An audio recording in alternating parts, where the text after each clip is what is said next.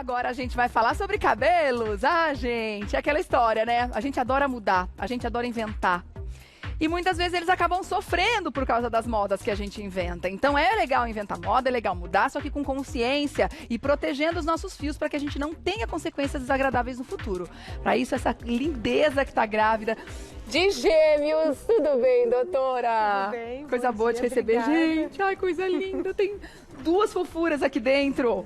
Da última vez que você veio, você já estava grávida, né? Mas eu não contei. E a gente não sabia. Sou maravilhosa. E tem um de cada aí dentro, então. Um de menino e uma casalzinho, menina. já? Que delícia. Parabéns, viu? Obrigada. Doutora Leila Bloch está com a gente hoje. Ai, imagina, é um momento maravilhoso e felicíssimo, né? E é um momento que a gente não pode, né? Fazer químicas no cabelo? Não dá pra fazer nada, que mas você... o cabelo fica muito volumoso. Eu nunca tive tanto cabelo. Mas aproveitando o gancho, falando em Sim. química, já que a gente vai falar sobre o cabelo fica Sim. incrível na gestação. A gente queria que ele fosse assim para sempre.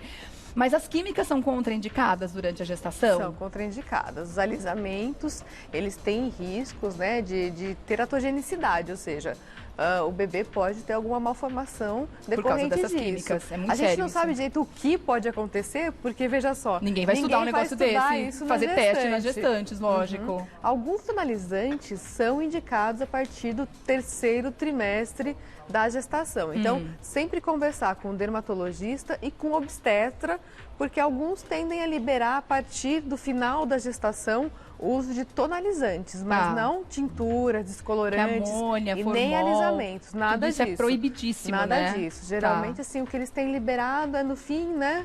Depois das 30 semanas, um pouquinho de rena, mais longe um mas pouquinho nada além disso, do couro com uma também. distância do couro cabeludo. Tá bom. Mas Na amamentação isso não é um igual, consenso. né? Na amamentação Mesma coisa igual. na amamentação. Tá bom. Bom, vamos lá falar então das químicas, do que a gente... Obrigada, Matheus, aqui, para você interagir com a gente também, qualquer dúvida que você tiver, tá? Porque, assim, todo mundo tem várias histórias, e eu tenho um monte, das burradas que a gente já fez no cabelo, né? Às vezes a gente quer clarear um médio consequências, faz uma coisa caseira e acaba se dando mal e o cabelo quebra inteiro. Só que muitas vezes a gente pode ter situações até irreversíveis. Então é um assunto para ser levado a sério, Pois né? é, o ideal seria não fazer nada. Mas a gente nunca está satisfeito com o cabelo que tem. A gente Quem sempre tem quer o fazer cabelo alguma liso, coisa. quer o cabelo mais encaracolado. Quem tem o cabelo escuro, quer o cabelo loiro, que geralmente é isso, né? E o cabelo crespo, o cabelo cacheado, quer ficar com o cabelo lisinho. E assim, a gente tem dados que no Brasil, desde o começo dessa história de escova progressiva, que está com quase 20 anos. É verdade. Desde os anos 2000, quase 20 anos, e hoje 68% das mulheres do Brasil faz algum tipo de alisamento, relaxamento, pelo menos 1 ou 2 vezes no ano. 2 vezes no ano, 68% é Muita muita gente. coisa. E Agora, uma coisa que me preocupa... Tintura, 86% das mulheres faz uso de algum tonalizante 1 ou 2 vezes por mês. Ou seja, é a maioria. Muito, é bastante. Quase ninguém tem o cabelo virgem. E a gente tem uma raridade, que é um cabelo virgem.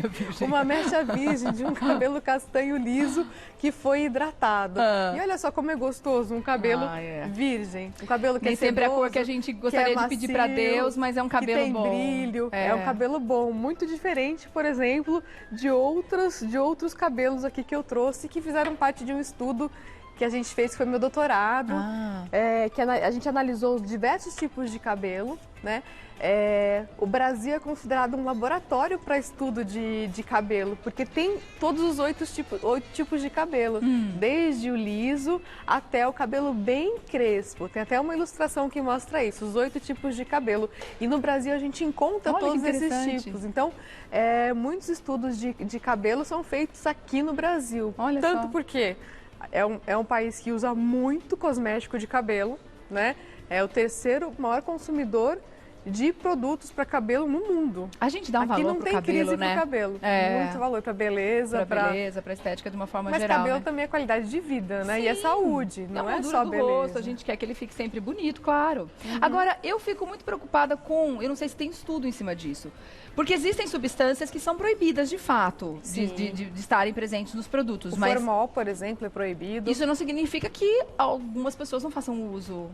Infelizmente, a gente sabe que metade dos alisamentos feitos no Brasil ainda utiliza o formol. Que E loucura. a gente encontrou formol em concentrações de 3 até 10%, sendo que o permitido, muito. O permitido é até 0,2% para uso como conservante e não como alisante.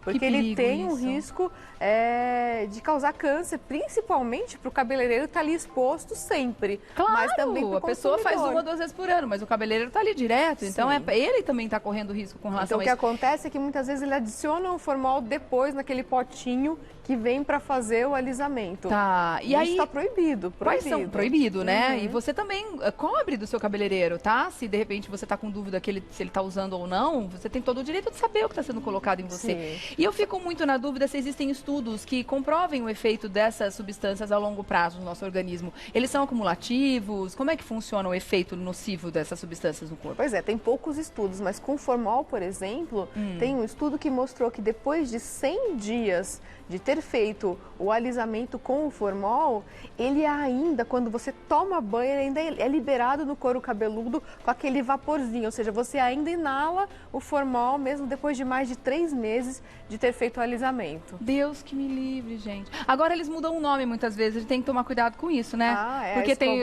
chocolate, é inteligente, é progressiva, tem um monte de nome.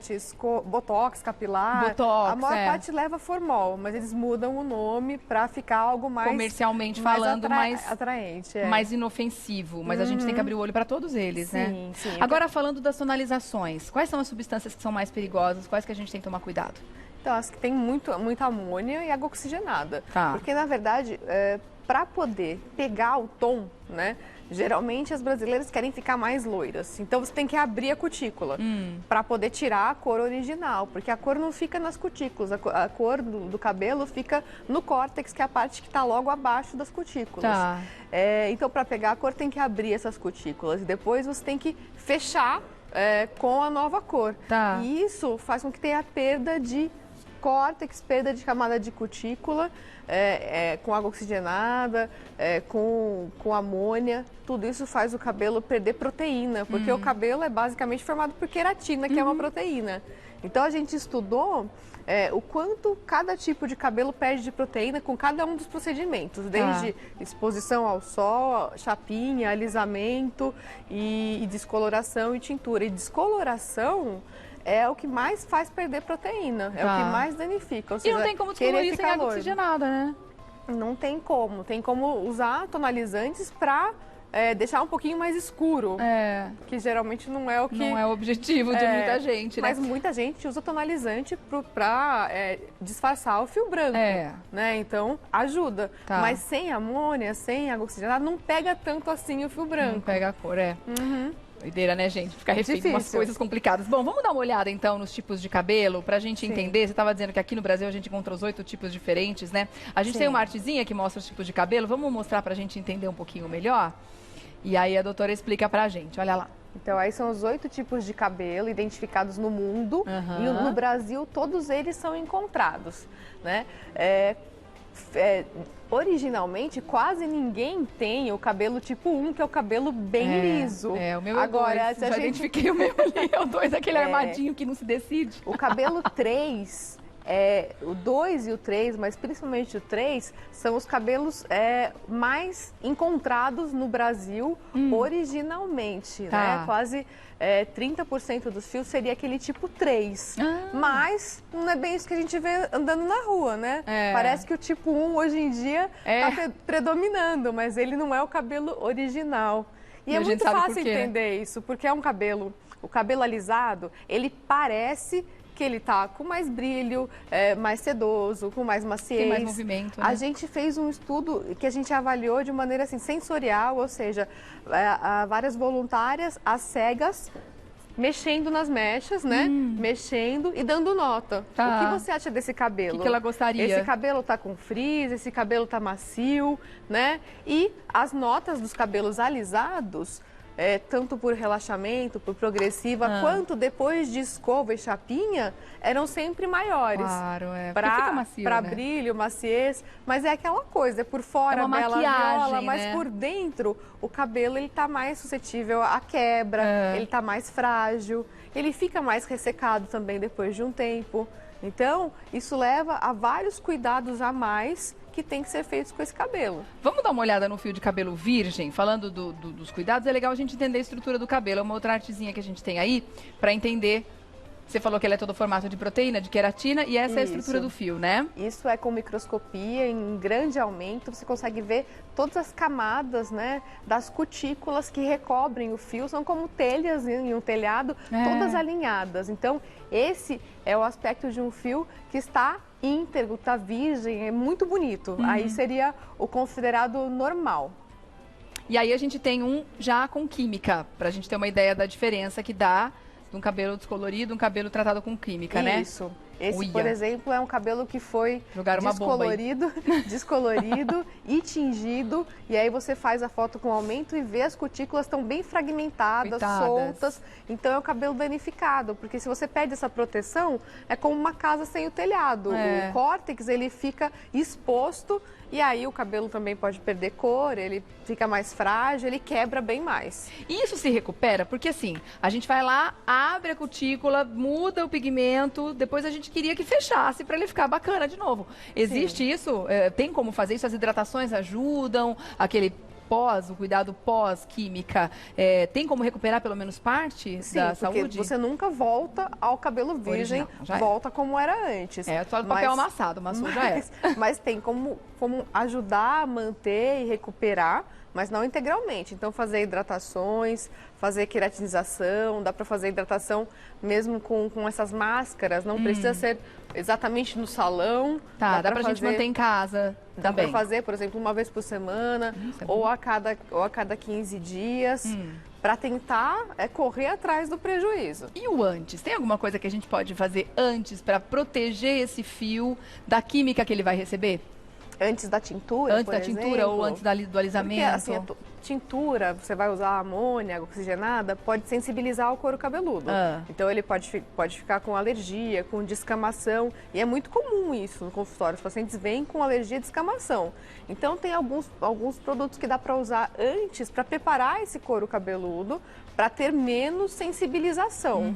Mas o ideal é dar uma distância do couro cabeludo, de um dedo, né, 1,5 centímetros da aplicação do produto, que é exatamente o que a gente não quer, porque quem tá com cabelo branco, por exemplo, quer disfarçar o branco, justamente acabar com aquela raiz, né? Mas tem alguns produtos, por exemplo, cremes com ação anti-inflamatória que dá para usar para diminuir essa sensibilização em quem já tem, não de rotina. Porque é muito comum, depois de uma abertura de cutícula que a gente tem que fazer para receber uma tintura dessa água oxigenada, entra em contato com o couro cabeludo, a gente fica sentindo por dias depois algumas feridinhas muitas vezes. Quer dizer que o couro cabeludo foi de fato agredido, né, doutora?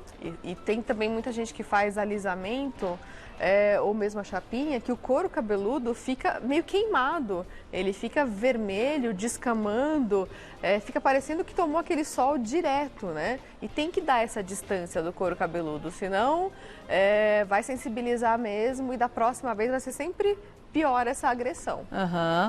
Gente, é muito delicado, né? A gente parar para pensar o quanto isso está a longo prazo e o nível de agressão. A gente precisa dar um espaço de tempo para o cabelo se recuperar entre uma química e outra. E eu vou emendar com outra pergunta. O acúmulo de situações, porque, por exemplo, às vezes a pessoa tem um cabelo muito crespo, ela quer que seja liso. E ela também quer mudar a cor do cabelo. Então, são duas situações na mesma cabeça, que é a química do alisamento e da tintura. Elas são compatíveis? Como é que funciona Muitas isso? vezes são incompatíveis, Olha né? aí. Exatamente o que eu ia falar. O problema é o dano cumulativo. A gente tem o dano do alisamento, tem o dano da tintura. Agora, a maior parte acaba fazendo os dois, né? Então, o problema é o dano cumulativo. O ideal seria não fazer nada, mas assim, o que seria menos pior? Menos pior, então, fazer primeiro o alisamento e depois, de no mínimo 2 semanas, a tintura.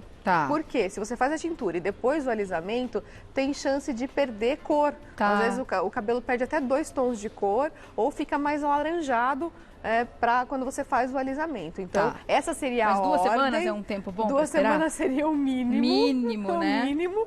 Porque o ideal seria evitar esses procedimentos. Tá certo. E outra coisa é chapinha. O pessoal usa chapinha com uma temperatura muito alta.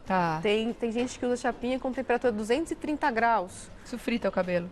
O cabelo fica com bolhas Ainda e se quebra. Ainda passa um óleo antes. O cabelo fica com bolhas e se quebra. É um problema. E aí aquele cabelo quebradiço, então, é por causa da alta temperatura, muitas vezes. Alta temperatura e também pela tração. Puxa muito e aí o cabelo acaba rompendo. E é por isso que tem mais mulheres hoje no consultório que vêm com problema de queda de cabelo e muitas vezes é quebra, ou muitas vezes elas tinham aquela reserva a mais de cabelo, fazem o alisamento e o cabelo vai perdendo volume, elas começam a ver mais cedo que tem um problema de calvície feminina. Tá bom. Eu vou dar um recadinho e já volto, porque tem bastante pergunta chegando para você aqui, tá bom? Obrigada. Para os 3, né, que estão aqui. Nós 3. Agora, se você quer mandar pergunta, tá com alguma dúvida sobre esse assunto, aproveita, @Revista da Cidade, manda pergunta pra gente através do Instagram, tá bom? Agora vamos falar de saúde também, né? Só que agora a saúde dos pés, na verdade, saúde da sua vida. Porque eu sei que tem muita gente assistindo o programa neste momento que tem limitações com relação ao caminhar, exercício físico, então nem pensar, porque morre de dor no pé. Fica limitado também com relação aos tipos de sapato que pode usar, muitas vezes o pé aceita um tipo de sapato só e você quer, enfim, variar, é claro, quer colocar um tênis para fazer uma caminhada, quer pôr um sapato social, quer pôr um salto muitas vezes. Vamos ter liberdade? Vamos resolver tudo isso? Na Pé Sem Dor você consegue, sem dúvida nenhuma. Dá uma olhada à tecnologia que te espera. 1 hora de avaliação com os especialistas para descobrir exatamente o que acontece com o seu pé através não só dos profissionais, mas também da grande tecnologia que está à sua disposição. Aí os dados são passados para as impressoras 3D que vão confeccionar a palmilha perfeita para você adaptar em qualquer tipo de calçado. É claro que você se interessou, né? Mesmo que você não tenha nenhum sintoma neste momento, é importante fazer uma avaliação para descobrir se tem algum desequilíbrio que pode ser corrigido para não gerar um problema lá no futuro. Então ligue agora, já agende para sua família inteira, inclusive para você também, é claro. 4003-80-33 é o telefone, você pode ligar ou então mandar um WhatsApp com a senha Resolve Mesmo. Lembrando, a avaliação é grátis mesmo, você não está atrelado à compra, você não tem obrigação de comprar a palmilha ao final da avaliação, mas comprando, você tem 90 dias de garantia. Ou ela resolve o seu problema, ou o seu dinheiro é devolvido a você. Você pode acessar também resolvemesmo.com, mas ligue correndo, 4003-80-33, ou escreva lá a senha Resolve Mesmo através do WhatsApp. Voltando, eu tô vendo essas escovas bonitas, enquanto você fala delas aqui, eu vou procurando as perguntas. Tem escova ideal para não quebrar muito cabelo, para não abrir ponta? Tem muita coisa errada que a gente faz na escovação também? Sim, porque o ideal é usar escovas ou pentes com dente mais largo e de madeira e escovas que tenham essas cerdas mais flexíveis, assim. Como se fossem aquelas escovas de cachorro, escovas de bebê, sabe? Com as hastes bem flexíveis. Essa aqui pode até ser utilizada no banho, mas o ideal não é escovar, desembaraçar o cabelo ainda molhado, porque é um cabelo mais frágil. Tá. Então, o ideal é esperar. Tem gente que não consegue, então ela ajuda a desembaraçar de maneira inicial. Tá. E essas escovas são boas porque você faz uma pressão menor e o cabelo quebra menos. Tá. Então, principalmente para cabelo comprido, que também é o gosto da maior parte das mulheres do Brasil. Pois é. Bom, tem bastante. Então, é aquela história, né? Esperar secar. Depois a gente não vai ter muito nó pra tirar, assim? Como é que a gente pode fazer? O cabelo, quando ele tá úmido, ele tá mais frágil, ele tem mais chance de quebrar. Então, não precisa esperar secar completamente, mas secar um pouquinho e desembaraçar segurando. Porque às vezes você desembaraça assim de uma vez. De cima, de uma vez, tem que segurar para desembaraçar essa parte final, que é que tem as mais pontas duplas, que mais embaraça. Então, segurar e fazer uma força um pouquinho menor. Tá. É engraçado que as pessoas têm a parte da frente, elas tem mais delicadeza na hora de escovar. E chega aqui atrás atrás tudo danificado. Aquela mão de... Dá pra perceber isso, é ombro, nítido. Muita gente com essa diferença. Bom, vamos falar com a galera que tá em casa, então, ó. Sim. Resolvi assumir meus grisalhos há 1 ano e meio. Qual é a melhor maneira de cuidar do cabelo grisalho? Porque ele tem também um frizz diferente, né? O cabelo grisalho, ele parece um pouco mais grosso. Ele parece um pouco mais rebelde, ele é menos liso. Porque a queratina dele é mais irregular, então ele parece um pouco mais ressecado também. Então tem que fazer hidratações. Tem que hidratar. Primeiro, parabéns por assumir, eu acho ótimo. Acho que essa onda tem que aumentar. É o que vai acontecer comigo no futuro também, gente. Sério, morro de vontade. Quando ficar todo, né, grisalho, eu vou assumir. Isso. Acho porque massa. é um cabelo que, apesar de mais ressecado que o original, ele vai estar melhor do que o cabelo tonalizado, o cabelo tingido. Então ele tem mais qualidade, ele vai quebrar menos. Agora tem que fazer hidratação e é um cabelo que tem uma chance maior de quebra. Então tomar os cuidados com a escovação, uma escovação mais leve. Olha só o depoimento da Flavinha Cabral. Falando sobre o formol, uma tia minha que trabalhou num famoso salão aqui em São Paulo morreu com sarcoidose. Causado pelo manuseio constante de uma substância. Na época, o salão se isentou da culpa. Ela morreu há 3 anos. Olha que perigoso isso, gente. Como é sério esse assunto, pelo que ela está dizendo aqui. Mais uma pergunta sobre cabelos brancos, da Elister. Tem estudo de acabar com o cabelo branco, ou seja, voltar a ser colorido? Pergunto porque vi um produto numa loja de cosméticos. Olha, isso está sendo muito estudado, né? Mas ainda não tem nada tão eficaz. O que tem é, por exemplo, alguns antioxidantes para ajudar a postergar o cabelo ficar branco. Agora, o cabelo que já ficou branco, voltar já é mais difícil. Tem relatos, né, de cabelo que ficou branco de uma hora para outra e depois repigmentou, mas por outros motivos, não é só simplesmente pela idade. Agora, tem algumas substâncias que são ricas em catalase, que é uma enzima que ajuda o cabelo a manter a pigmentação, por exemplo, abacate. Então, vamos comer abacate. Isso é uma dica que a gente poderia dar. E que é uma agora, também. Tem algumas vitaminas antioxidantes para tentar deixar o cabelo mais tempo com pigmentação. Segurar aquela cor ao máximo. Agora, o que já ficou branco, infelizmente, não tem como. É branco, a nova realidade Mas dele, tem muito estudo para isso. Deixa eu ver aqui, tem mais 2 perguntinhas para você. Vamos tentar responder rapidinho para atender a galera. A Ellen tá querendo saber o seguinte: meu cabelo é virgem, tenho cabelo branco desde criança. Tenho 40 anos e as pessoas pensam que meu cabelo tem luzes. Como faço para cobrir os brancos sem usar tinta? Porque ela é alérgica. Algumas pessoas têm isso, que é canice, né? Que é o cabelo branco constitucional, mesmo antes dos 20 anos. Isso pode acontecer, às vezes aquela mechinha, né? E ela pode usar tonalizantes, e tem alguns tonalizantes sem amônia.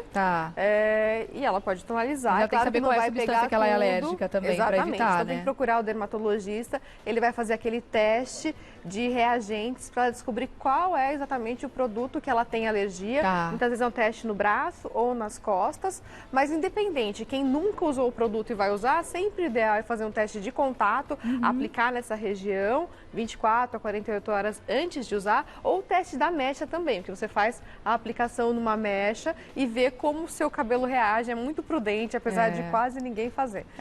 Afinal de contas ela tem alergia, né? Rapidinho, a Ju tá querendo saber se o bebê ela tem um bebê de 4 meses, ela pode pintar o cabelo mesmo amamentando? Quais são os riscos? Olha, o ideal seria esperar, porque exatamente isso, a gente não tem estudos e não sabe exatamente os riscos.